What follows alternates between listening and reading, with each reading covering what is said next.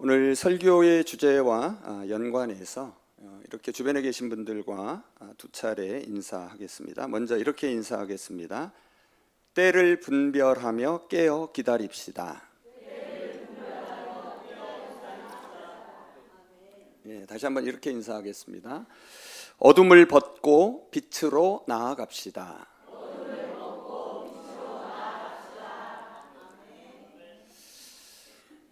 여러분, 새 생명을 기다리는 엄마의 마음을 떠올려 보신 적이 있으십니까? 뱃속의 아기는 아직 보이지 않지만 엄마는 이미 그 작은 존재를 위해 온 마음을 기울입니다. 독일에 있는 제 딸도 이제 한 달 후면 곧 태어날 아기를 기다리고 있습니다. 그 기다림의 모습을 보는 것만으로도 얼마나 따뜻하고 경이로운지 모릅니다. 태명이 오이인데요. 며칠 전 보내온 카톡에 이런 내용이 있었습니다. 어제 오이 옷빨래 3번 돌림. 빨래만 100번 더 돌리면 될 듯. 크크크. 어제는 우선 새 제품 위주로만 했고 이제 물려받은 옷들하고 인형과 장난감 다 빨래해야지. 민주는 제 사위 이름입니다. 오이를 위해 자동차 필터를 다 갈고 그리고 오늘은 집에서 가까운 소아과도 알아보고 출산 가방도 90% 싸놓고 분유 제조기, 젖병 세척기, 소독기, 카시트 다 주문하고 이제 준비할 것들 끝이 보이는 것 같아요. 이제 준비가 거의 끝난 것 같다며 설레는 눈빛을 감추지 못했습니다. 아직 오이가 세상에 나오진 않았지만 그 작은 생명을 기다리는 하루하루는 이미 사랑으로 가득 찬 시간이었습니다. 엄마와 아빠의 손과 발은 지금 여기 있지만 그 마음과 눈길은 이미 아기가 올 미래를 향하여 있습니다. 사랑하는 여러분, 이것이 바로 기다림입니다. 보이지 않아도 바라보는 마음, 아직 오지 않았지만 이미 준비하는 마음, 멀리 있는 것 같아도 마음속에는 이미 가까이 와 있는 마음. 여러분, 우리의 생명도 이렇게 기다림으로 시작되었고 우리의 구원 역사도 언제나 기다림 속에서 피어났습니다. 그리고 바로 이 마음은 우리가 다시 오실 주님을 기다리는 마음과 너무나 닮아 있습니다. 기다리는 사람은 깨어 있고 희망을 잃지 않습니다. 날마다 다가오는 미래를 바라보며 살아갑니다. 미래란 결국 조금 길어진 현재일 뿐입니다. 무엇보다도 우리의 기다림이 헛되지 않은 이유는 주님께서도 우리를 더 큰 사랑으로 기다리고 계시기 때문입니다. 하늘에서도 기다리고 땅에서도 기다리고 마침내 그 간절한 기다림이 만나는 순간 구원의 때가 영광스럽게 완성될 것입니다. 조병화 시인은 이렇게 노래했습니다. 기다리는 게 있다는 건 얼마나 생기로운 비밀인가. 정말 그렇습니다. 기다림이 없는 인생은 지루하고 너무 먼 기다림은 지치지만 사랑하는 이를 기다리는 기다림만큼은 우리 삶을 다시 뛰게 하고 가슴을 다시 뜨겁게 합니다. 사랑하는 여러분, 지금 무엇을 바라보며 간절히 기다리고 계십니까? 어떤 마음으로 미래를 준비하고 계십니까? 오늘 우리가 함께 살펴볼 로마서 13장 11절에서 14절 말씀은 그 기다림의 마음을 깨우고 어둠 속에서도 어떻게 새날을 준비해야 하는지를 우리에게 보여줍니다. 기다리는 사람의 첫걸음은 때를 알아차리는 것에서 시작합니다. 바울은 11절에서 이렇게 말합니다. 제가 공동 번역으로 읽습니다. 이렇게 살아야 하는 여러분은 지금이 어느 때인지를 알아야 합니다. 여러분이 잠에서 깨어나야 할 때가 왔습니다. 지금은 우리가 처음 믿던 때보다 우리의 구원이 더 가까이 다가왔습니다. 여러분, 여기서 말하는 때는 달력에 적힌 날짜도 아니고 시계가 가리키는 분침도 아닙니다. 바울이 말하는 때란 하나님이 움직이시는 특별한 순간, 하나님이 어떤 일을 새롭게 시작하시고 변화시키시는 하나님의 시간입니다. 우리가 흔히 말하는 하나님이 정하신 때입니다. 하나님께서 구원의 일을 이루기 위해 일하시는 바로 그 순간을 의미합니다. 바울은 지금이 바로 그때라고 말합니다. 우리의 구원이 완성될 날, 주님이 다시 오실 날이 이전보다 훨씬 더 가까이 왔다고 말합니다. 이 말 속에는 그러니 눈을 들어 그것을 바라보라는 간절한 권면이 담겨 있습니다. 아직은 밤입니다. 어둠이 짙고 차갑습니다. 때로는 그 어둠 속에서 길을 잃은 듯 흔들릴 때도 있습니다. 하지만 바울은 이미 새벽빛이 저 멀리에서 우리를 향하여 번져오고 있다고 말합니다. 날이 밝기 직전이 가장 어둡다는 말처럼 깊은 밤일수록 새벽은 가까운 법입니다. 가까워지는 기척은 조용하지만 그 빛은 이미 어둠을 이길 준비를 하고 있습니다. 그래서 기다린다라는 것은 단순히 시간을 흘려보내는 것이 아닙니다. 희망을 붙드는 것이고 어둠 너머에서 다가오는 빛을 바라보는 것입니다.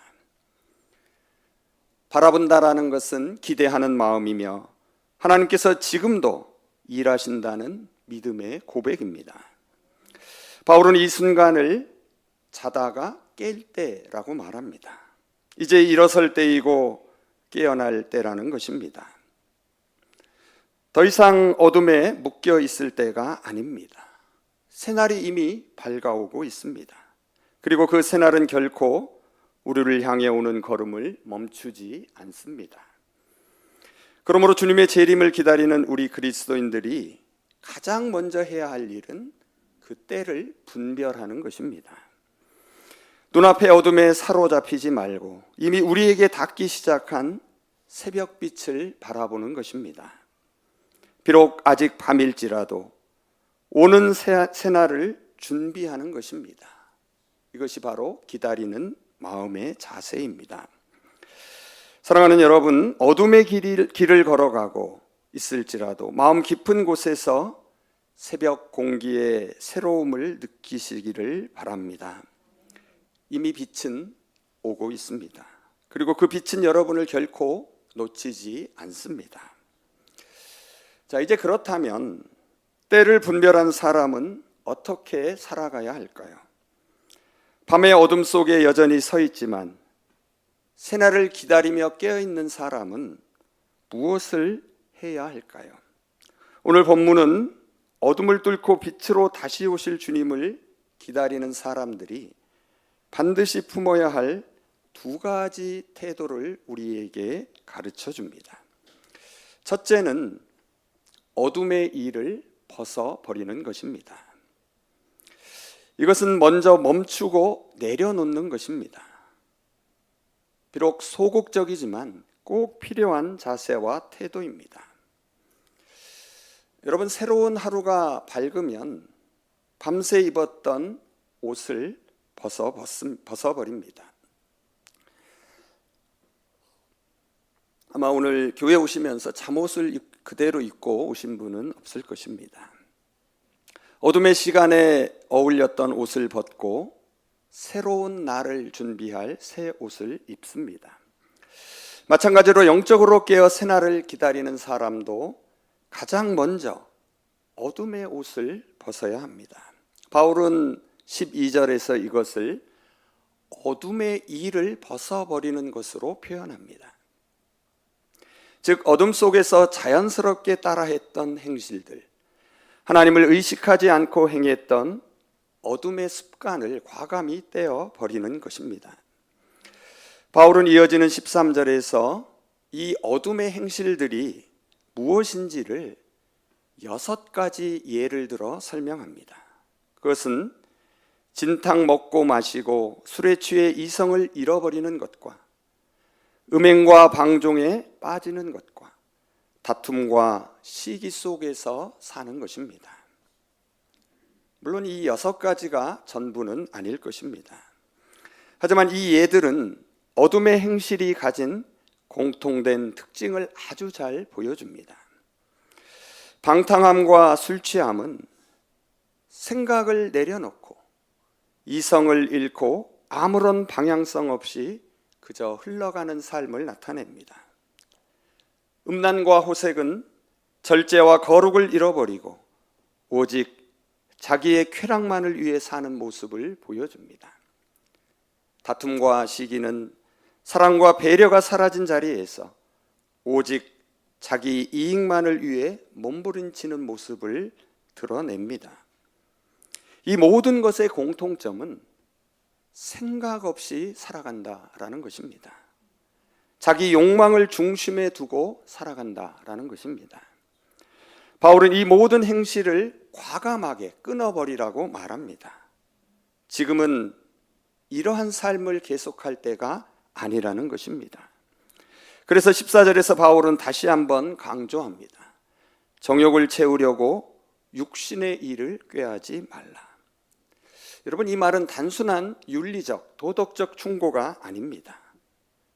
새날을 기다리는 사람에게 더는 어울리지 않는 삶의 방식으로 살아가지 말라는 경고입니다. 사랑하는 여러분, 우리가 새로운 아침을 기다린다면 먼저 어둠의 옷을 벗어야 합니다. 하나님이 오실 빛의 길을 향해 마음을 정돈해야 합니다. 그리고 그 시작은 어둠 속에서 우리를 계속 붙잡고 있던 익숙한 행실을 내려놓는 데서 시작합니다. 지금은 어둠의 옷이 아니라 새날을 위한 새 옷을 입어야 할 때입니다.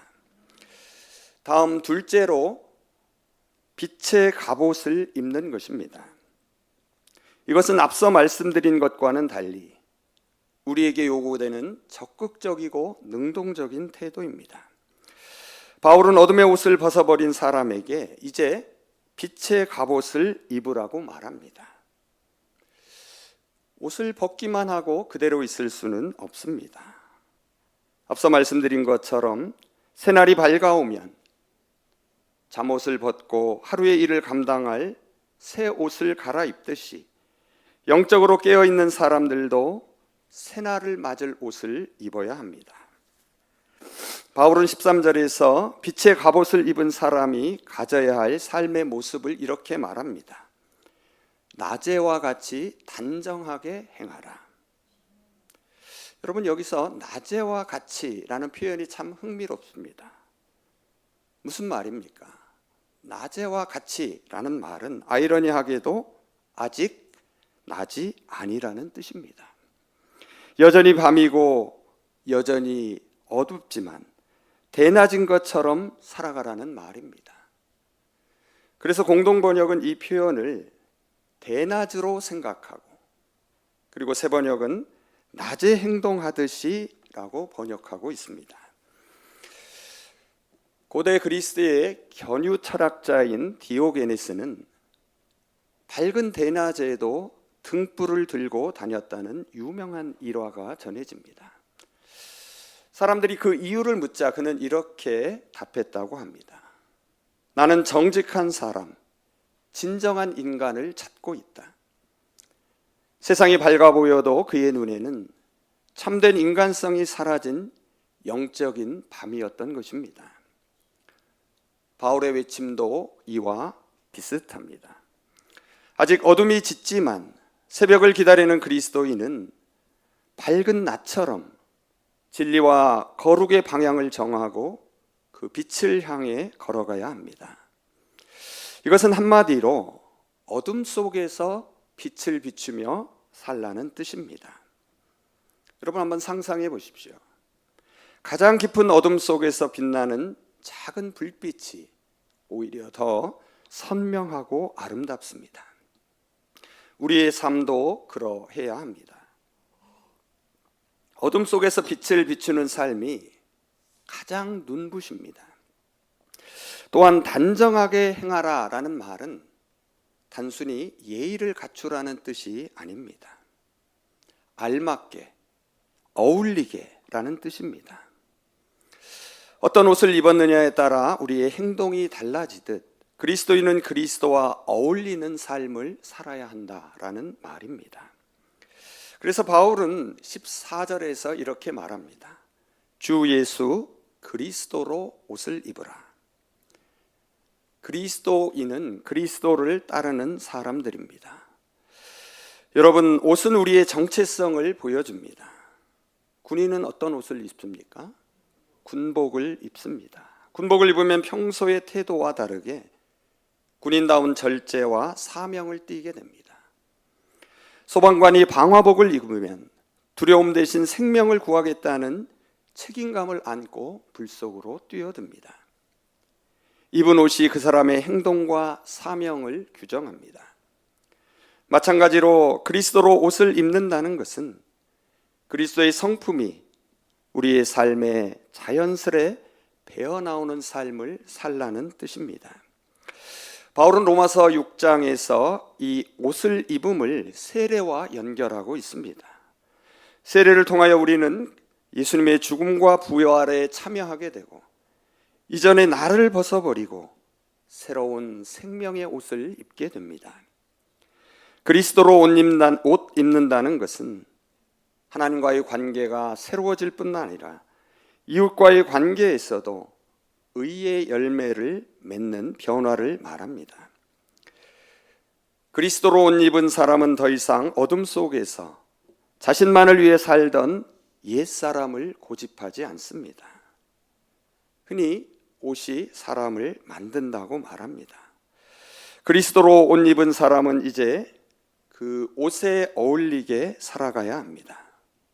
그래서 이제는 생각 없이 살지 않고 자기 욕심만 바라보지 않으며 다른 사람을 배려하고 존중합니다. 더 이상 자신의 쾌락과 이익만을 쫓지 않고 하나님을 사랑하고 하나님이 사랑하는 사람들을 섬기며 용서하며 사랑하는 삶을 선택하게 됩니다. 사랑하는 여러분, 우리가 입은 옷이 우리의 모습을 드러내듯 그리스도를 입은 사람은 삶 자체가 빛이어야 합니다. 아직 밤이 계속되는 것 같아도 그리스도의 옷을 입은 사람은 이미 새벽을 앞당겨 살아가는 사람입니다. 여러분의 걸음걸음이 그 빛으로 가득 채워지기를 바랍니다. 이제 말씀을 정리하겠습니다.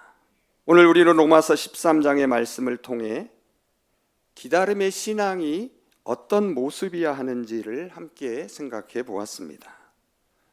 바울은 저와 여러분에게 단호하게 말합니다. 때를 분별하라. 어둠의 옷을 벗고 빛의 갑옷을 입으라. 지금 우리의 현실이 여전히 깊은 밤처럼 느껴질 수 있습니다. 하지만 새벽은 이미 우리에게 가까이 와 있고 그 빛은 조용하지만 분명하게 스며들고 있습니다. 그래서 우리는 더 이상 어둠 속에 머물러 있을 수 없습니다. 어둠의 일을 벗고 그리스도로 옷 입은 사람답게 밝은 낮처럼 살아가야 합니다. 대림절은 단지 우리가 주님을 기다리는 시간이 아닙니다. 주님도 우리를 기다리는 시간입니다. 우리가 깨어 일어나기를, 우리가 준비하기를, 우리가 그날을 바라보며 살아가기를 우리 주님이 더 깊이 갈망하는 때입니다. 그렇다면 오늘 우리는 이 말씀 앞에서 어떤 결단을 해야 하겠습니까? 주님은 우리에게 이렇게 말씀하십니다. 너는 어떤 옷을 입고 새벽을 기다리겠느냐? 혹시 여전히 벗지 못한 어둠의 옷이 있으십니까?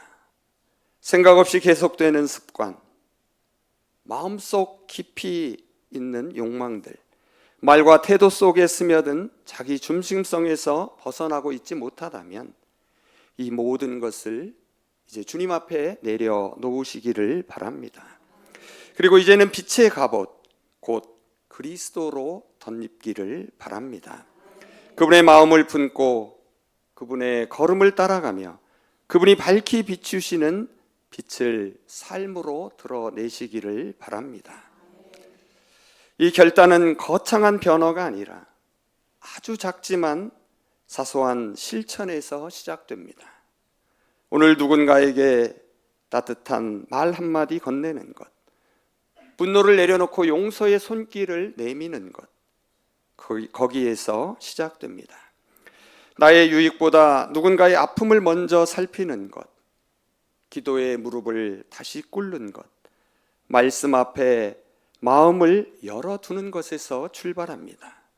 이런 작은 행동들 속에서 우리는 조금씩 하지만 분명히 그리스도로 옷 입게 될 것입니다. 사랑하는 여러분, 주님은 지금도 어둠을 뚫고 새벽을 향하여 마주오고 계십니다. 그리고 그 빛은 여러분을 향해 서두르며 가까이 다가오고 있습니다. 이제 우리가 해야 할 일은 단 하나입니다. 깨어 일어나 그 빛을 향하여 걸어가는 것입니다.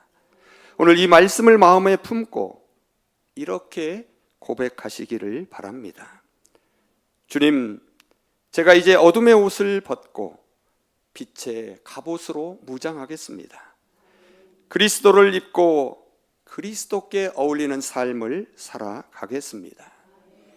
이 고백이 여러분의 삶을 밝히는 새로운 아침이 되기를 바랍니다.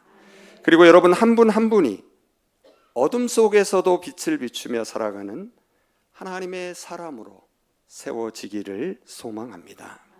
기도하겠습니다. 생명의 주 평화의 왕으로 오신 주님, 오늘 말씀으로 저희 마음을 깨워주시니 감사합니다. 비록 지금은 밤처럼 어둡게 느껴질 때가 많지만 주님께서 새벽을 저희에게로 보내고 계심을 믿습니다. 주님, 때를 분별하게 하시고 잠에서 깨어 주님을 바라보게 하여 주시옵소서. 이제 어둠의 옷을 벗고 빛의 갑옷 그리스도를 입게 하시어 저희 삶이 주님을 드러내는 빛이 되게 하여 주시옵소서. 저희 안에 익숙한 어둠의 욕망을 내려놓고 주님 앞에 어울리는 삶을 선택하도록 도와주시고 오늘 작은 순종과 작은 사랑이 이 땅의 어둠을 밝히는 빛이 되게 하여 주시옵소서. 특별히 저희만이 구원의 날을 기다리는 것이 아니라 주님 또한 그날을 기다리고 계심을 잊지 않게 하시고 주님이 저희를 기대하며 기다리신다는 사실을 늘 마음 깊이 품고 살아가게 하여 주시옵소서. 주님, 새벽은 이미 우리에게 가까이 오고 있습니다. 이제 그 빛을 향하여 용기 있게 걸어가게 하시고 주님 다시 오실 날까지 깨어 기다리는 빛의 사람으로 살아가게 하여 주시옵소서. 예수 그리스도의 이름으로 기도합니다. 아멘.